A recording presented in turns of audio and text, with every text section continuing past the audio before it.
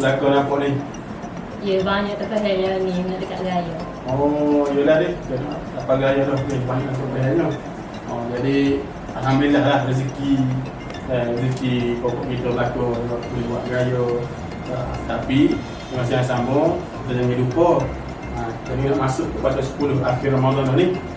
Jadi sebab apa? Sebab dalam 10 akhir Ramadan ni kita ada satu malam yang sangat istimewa di akhir Ramadan ni. Jangan lupa tu. Ustaz, saya tanya malam istimewa tu malaikat. Malam istimewa saya ayat ni adalah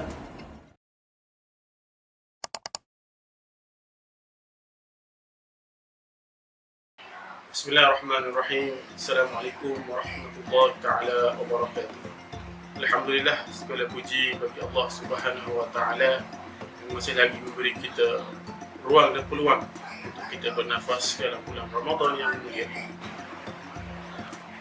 Salawat dan salam atas junjungan besar Nabi Muhammad sallallahu alaihi wasallam, seluruh ahli keluarga baginda, para sahabat dan seluruh umat Islam. Hadirin dan para pendengar yang dirahmati Allah Subhanahu wa taala sekalian, dalam bulan Ramadan ini ada satu malam yang Allah Subhanahu wa taala jadikan malam itu malam yang sangat istimewa, yang mana pada malam itu dilipat kali gandakan ganjaran kita jika kita beribadah pada malam tersebut. Malam itu yang mana malam yang Allah Subhanahu wa taala sendiri cerita dalam Al-Quran, dan malam itu ialah malam Lailatul Qadar. Apakah itu malam Lailatul Qadar? Allah Subhanahu wa taala berfirman dalam Al-Quran surah Al-Qadr ayat yang ketiga, A'udzu billahi minasyaitonir rajim. Bismillahirrahmanirrahim. Lailatul Qadri khairun min alfi syahr. Maksudnya Al-Qadar itu lebih baik daripada 1000 bulan. Jadi kalau kita nak kira 1000 bulan, lebih kurang 83 tahun 4 bulan. Maksudnya bila mana kita beribadah secara bersungguh-sungguh pada malam Al-Qadar itu, nilainya lebih besar daripada ibadah kita seumur hidup. Jadi amat rugilah kalau kita lepaskan peluang yang Allah SWT bagi kepada kita pada bulan yang istimewa. Jadi bilakah berlakunya malam Al-Qadar ini? Ini antara soalan-soalan yang muncul ketika mana masuk sahaja bulan Ramadan, terutama sekali bila masuk sahaja 10 terakhir bulan Ramadan. Orang akan tanya bila berlaku. Jadi Nabi jawab soalan ini, dan Nabi bagi bersabda, qala Nabi sallallahu alaihi wasallam, iltamisuha fil ashril awakhir witra. Hadis riwayat Bukhari.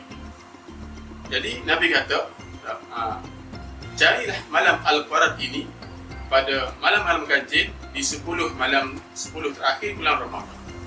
Jadi Nabi kata malam Al-Qadar ini akan berlaku pada malam-malam yang ganjil pada 10 terakhir bulan Ramadan.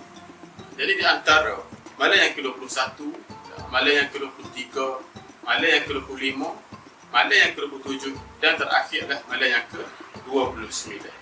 Jadi kalau tengok lo ni banyak dekat media sosial, kita buka media sosial, ada yang orang ni kata malam yang ke-23, ada orang ni kata malam yang ke-27. Dan pada hakikatnya hanya Allah Subhanahu wa taala sahaja yang tahu bila berlakunya malam Lailatul Qadar.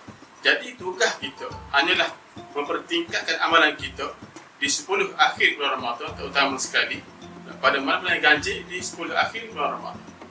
Kita tak perlulah nak target hanya satu malam sahaja.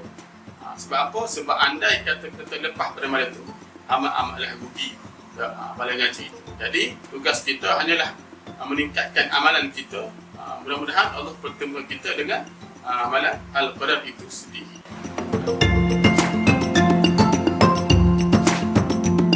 Apakah kelebihan bila kita beribadah pada malam Al-Qadar? Ada satu riwayat daripada Abu Hurairah radhiyallahu anhu bahwasanya Nabi sallallahu alaihi wasallam bersabda, "Man qama lailatul qadr imanan wa ihtisaban, ghufira lahu ma taqaddama min dhanbi." Barang siapa yang menghidupkan malam Al-Qadar dengan penuh keimanan dan penuh pengampunan daripada Allah Subhanahu wa taala, akan diampunkan dosa-dosanya yang telah. Jadi maksud Nabi beritahu kita maksud menghidupkan malam Al-Qadar itu adalah dengan kita melakukan ibadah kepada Allah Subhanahu wa Ta'ala. Sebagai contoh, kita sembahyang tarawih, kita membaca Al-Quran, kita berzikir, berdoa dan juga melakukan amal-amal soleh yang lain.